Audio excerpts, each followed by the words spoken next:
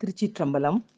அருட்பெரும் ஜோதி அருட்பெரும் ஜோதி தனிப்பெருங்கருணை அருட்பெரும் ஜோதி. ஒழுக்கம் விழுப்பம் தரலான் ஒழுக்கம் உயிரினும் ஓம்பப்படும் என்பது வள்ளுவர் வாக்கு.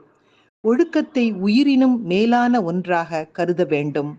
ஒழுக்கம் மட்டுமே நம்மை முன்னேற்ற பாதையில் ஏற்றிச் செல்லும் ஏணிப்படி.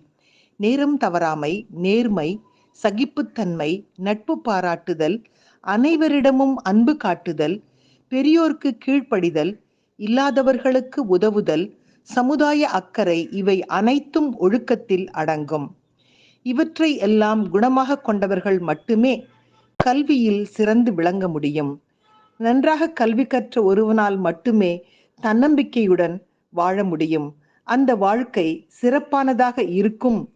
தன்னம்பிக்கையுடன் வாழக்கூடிய அந்த வாழ்க்கை சிறப்பானதாக இருக்கும் என்பதனை இன்றைய சிந்தனையாக்கி மகிழ்வோடு காலை வணக்கம் சொல்வது அழகம்மை சுவாமிநாதன். Happy morning.